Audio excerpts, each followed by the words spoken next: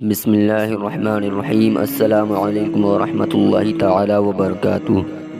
دوستو، میں امید کرتا ہوں کہ آپ تمام تر حضرات خیر و عافیت سے ہوں گے اور آپ پر اللہ رب العزت کا احسان عظیم ہوگا۔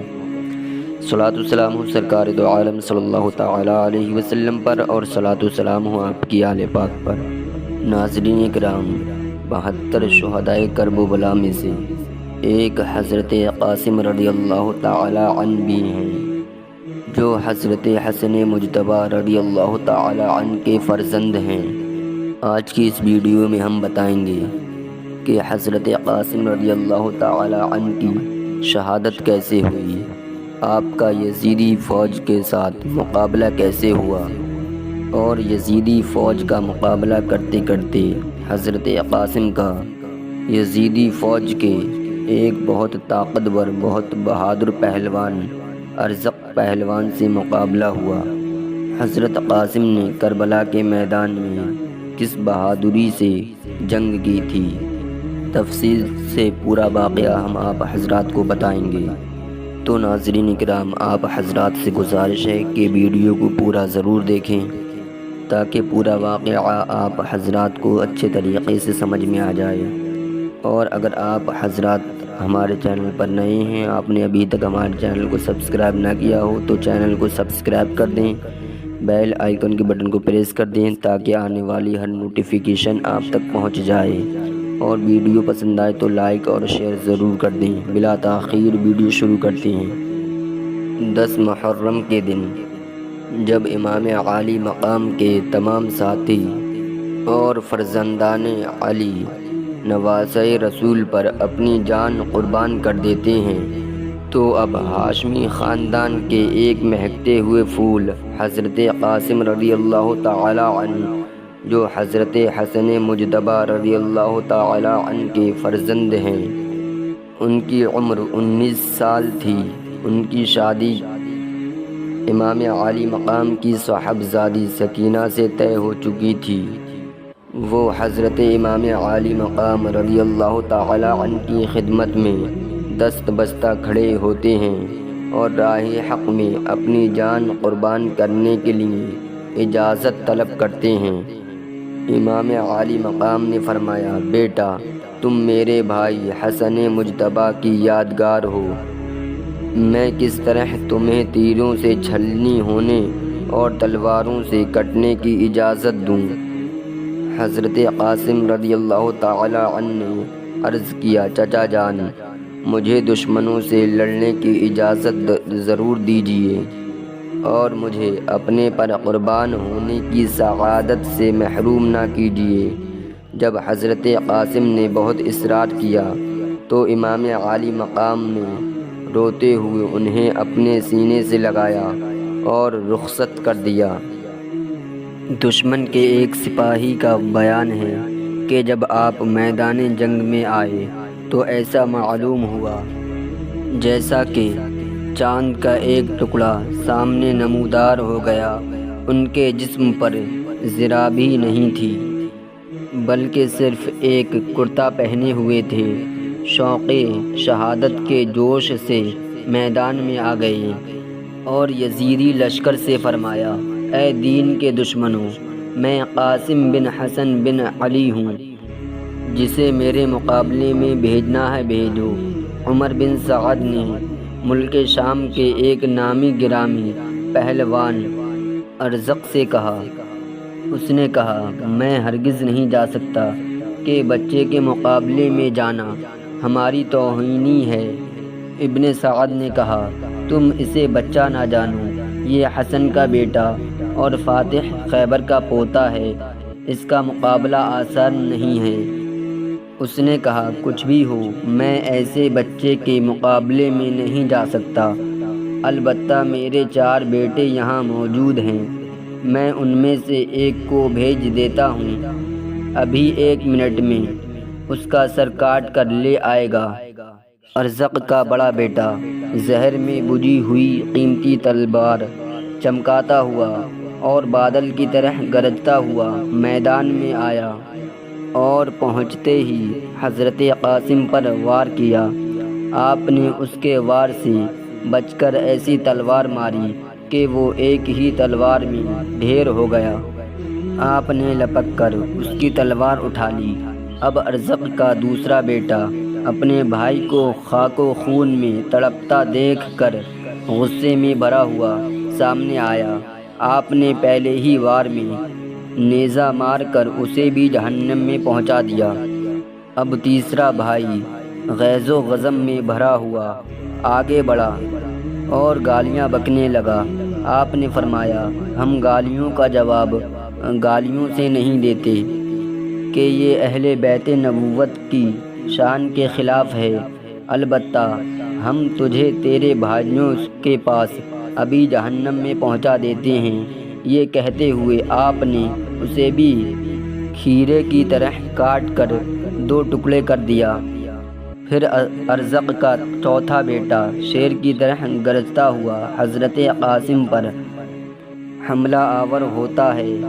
آپ اس کے وار کو بھی بیکار کرتے ہوئے اس کے کندھے پر تلوار کا ایسا وار کیا کہ وہ منہ کے بل زمین پر آ گیا، اور پھر پوری طاقت کے ساتھ اٹھنا ہی چاہتا تھا کہ آپ نے اس کے سر کو جسم سے الگ کر دیا۔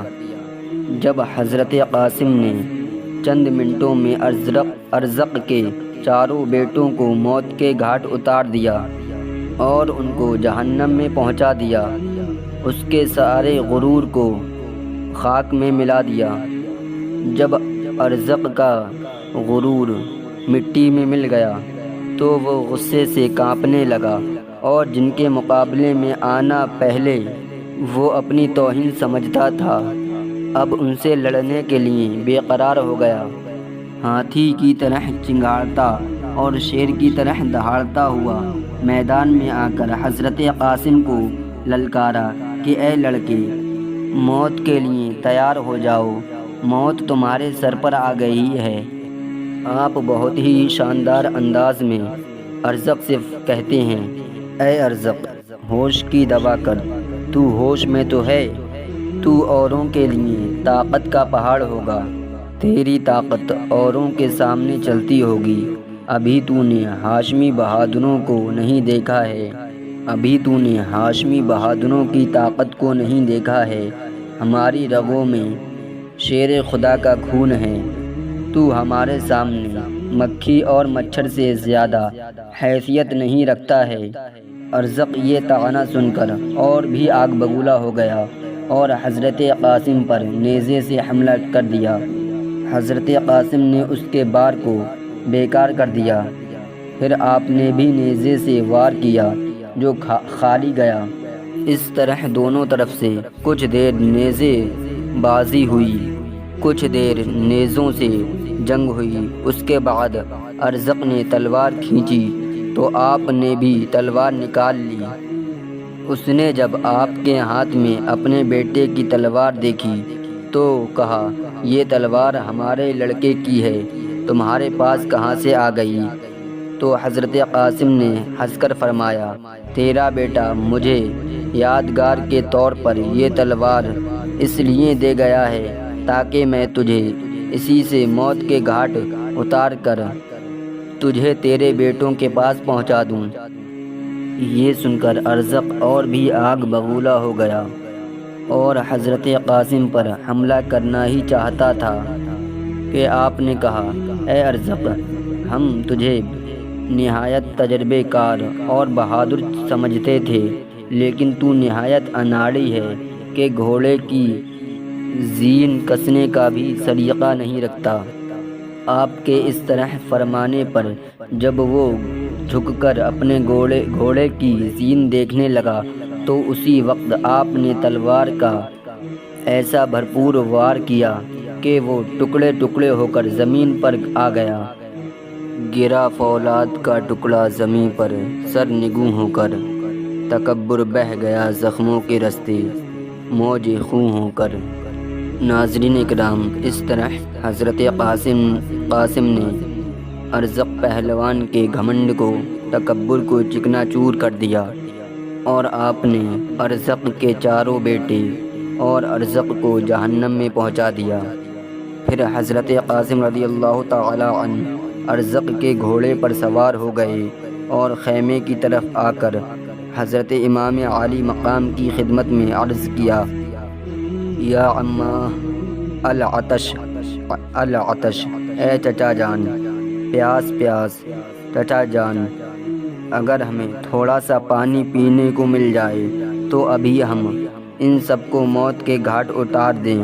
امام عالی مقام نے فرمایا، بیٹا تھوڑی دیر اور صبر کرو، عن قریب تم نانا جان صلی اللہ تعالی علیہ وسلم کے مبارک ہاتھوں سے جام کوثر پی کر سیراب ہو جاؤ گے، اس کے بعد تمہیں کبھی پیاس نہیں ستائے گی۔ حضرت قاسم پھر میدان کی طرف پلٹ پڑے۔ ابن سعد نے کہا، اس نوجوان نے ہمارے کئی نامی گرامی جوانوں کو قتل کر دیا، لہٰذا اب اس کے مقابلے میں تنہا نہ جاؤ، اسے چاروں طرف سے گھیر کر قتل کر دو۔ دشمنوں نے آپ کو چاروں طرف سے گھیرے میں لے لیا اور گھماسان کی لڑائی شروع ہو گئی۔ آپ کے جسم پر 27 زخم آئے۔